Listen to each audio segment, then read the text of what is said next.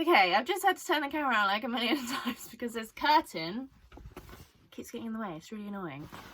This is my first ever YouTube video on this channel, and I'm doing it because I'm starting a new business in January, or in the early 2020 year, which is so exciting because it's to help equestrian people, riders specifically, get to larger events so that they can be seen for sponsorship. Now this will be aimed specifically at people who cannot afford to get to events and are struggling with the financial sides of things, which is something very close to me because it's something that I've always wanted to do. I've always wanted to be a professional rider. That would have been the most amazing career for me.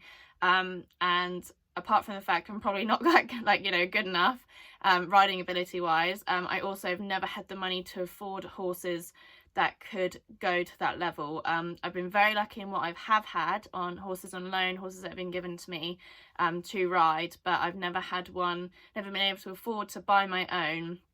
And when you have horses on loan, it's great, but you never really get to choose a horse in the same way, especially if people kind of recognize you and say, oh yeah, we've got this horse, you're looking for a horse, we've got a horse, and you get so excited that someone's offering you a horse. You're just like, yeah, I'll have it. It could have 3 legs. You still want it. So yeah, so this is basically to help those people out who have a horse on loan or don't have a horse on loan, or have a horse that they're riding and they want to get to events and they want to become that professional rider and currently cannot afford to do so. I have been riding since I was about 4 years old, and as I said, I've had most of my horses been on loan. I've actually only ever owned one horse, and that was a bit disappointing because when it came around to selling him, we found out that he had a heart murmur, and I kind of got him to the point where I'd over doubled his value, and I was actually going to sell him and buy something that was unbroken, so a real quality horse that had no training. So I thought, okay, this is a great opportunity, but unfortunately when he had a 5-star vetting, it was found that he had a heart murmur, which we didn't know about. So unfortunately that brought his price right back down again, and I borrowed the money off my mum to purchase him. So when I sold him, I basically paid my mum back and I didn't have anything extra. So I went back down the route of loaning horses basically. I did go to Hartbury College, which is a sport college, and they also do A-levels and I'm sure lots of other things there. But I actually specifically went to do equestrian, so I have a level 3 qualification in horse management, specifically equitation, which is a fancy word for riding, I believe.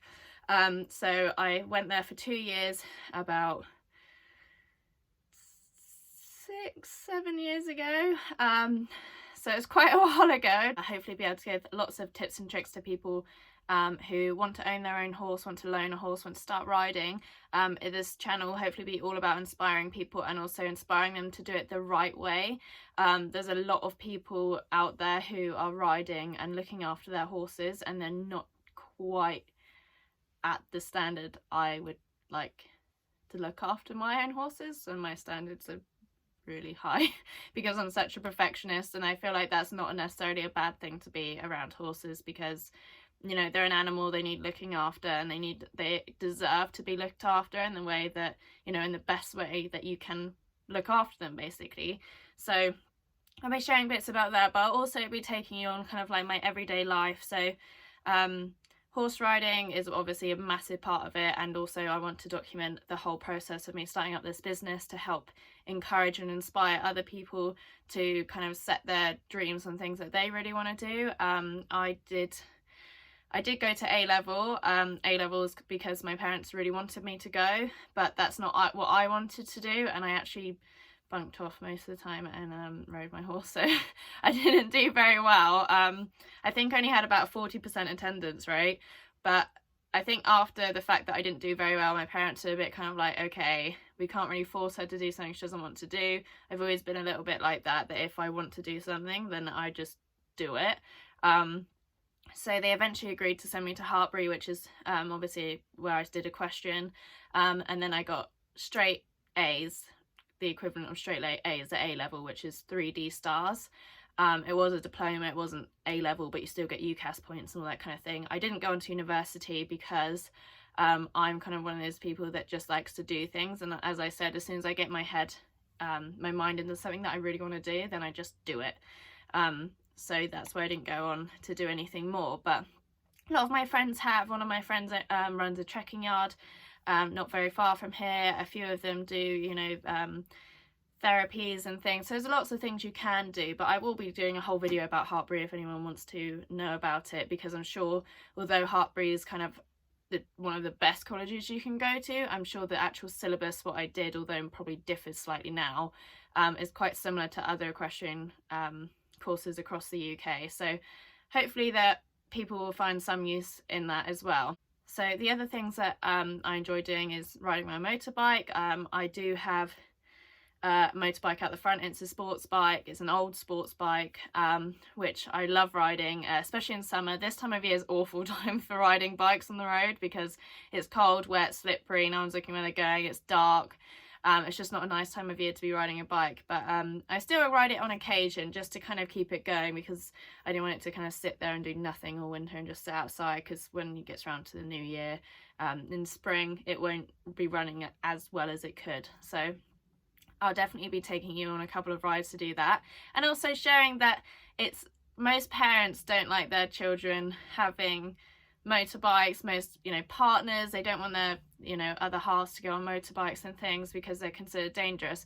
Horse riding is statistically more dangerous than motorbikes, so if you are horse riding, it's a little bit silly that your parents allow you to do horse riding and not motorbikes. I get that in your head it doesn't seem quite so bad because it's probably a lot more on the news and on social media about motorbikes accidents than there are horse accidents. Obviously there are things that can happen on motorbikes, but I can help explain how to do things safely. You don't have to, you know, be an idiot rider the whole time or at all. It's just one of those things that you can learn to be safe, and then it's fine. So yeah. I also am trying to be a lot healthier in my lifestyle. I grew up very skinny. I could eat anything I wanted to, and I got to a point where I wasn't getting fat, I wasn't putting on weight, which I'm sure will happen at some point, but I actually just wanted my skin, as you can see, it's probably worse than it's been in a while.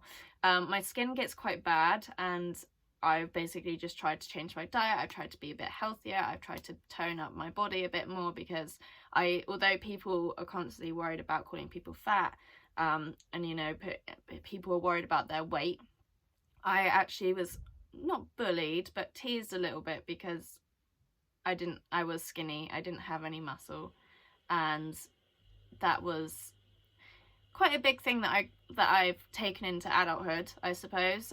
So going to the gym is like a big thing for me, because I'm just constantly conscious of the fact that I don't want to be a skinny person. If you like being skinny, that's absolutely fine, you do you. It's just how I want to do it, and if you're interested, then I can take you with me, or show you what I do, or talk about what I do, as well as running a business, starting up a new business, riding, going on my bike, all these things. I'm sure you can dip in and out of videos that you do and don't like, because I'll try and keep them kind of separate for people who don't want to watch all of it. But yeah, so lots of stuff to cover, so hopefully I will see you in the next video.